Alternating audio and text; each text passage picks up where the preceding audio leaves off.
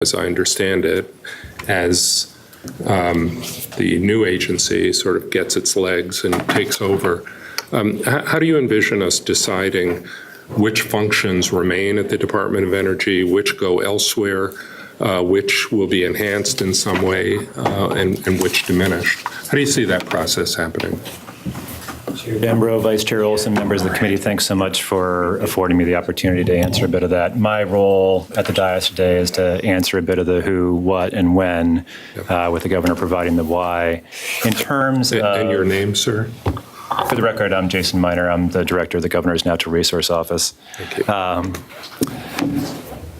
I will hand to you the slide deck of the PowerPoint presentation, which actually includes a timeline of how the existing agencies that deal with, that are primary and on point for climate change and energy policy, the Oregon Department of Energy, the Carbon Policy Office at the Department of Administrative Services, and the Department of Environmental Quality, transition over the course of a timeline that really extends about 1.5 years to give us time to do it right into the Oregon Climate Authority.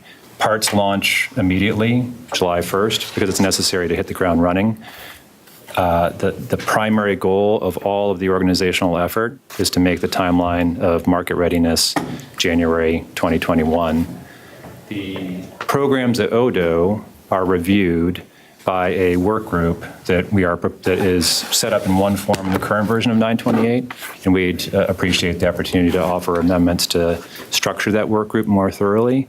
But that work group is intended to evaluate existing programs at the Oregon Department of Energy and assess with defined criteria whether they might have a better home in a different agency or their best home is in the Oregon Climate Authority. We began in that point because the most recent recommendation from the legislature in the last task force looking at the Oregon Department of Energy didn't come to a specific conclusion that any individual program should move. So it seemed either arbitrary or without basis to make any other decision at this point. Right. And presumably the goal would be to have a recommendation in time for the 2020 legislative session. Senator Dembro, yes, that's lined out in this slide deck. Excellent. Okay, thank you. Governor, I know you have to leave, or I've just got a text telling me you had to leave. So, but we very much appreciate your coming. Thank you all very much. Appreciate your time and energy. Look forward to working with you. Thank you. Any final questions for Jason as the governor's? Yes. Jason, thank you, Mr. Chair. I noticed I think there's 8 or 10 or even 12 called out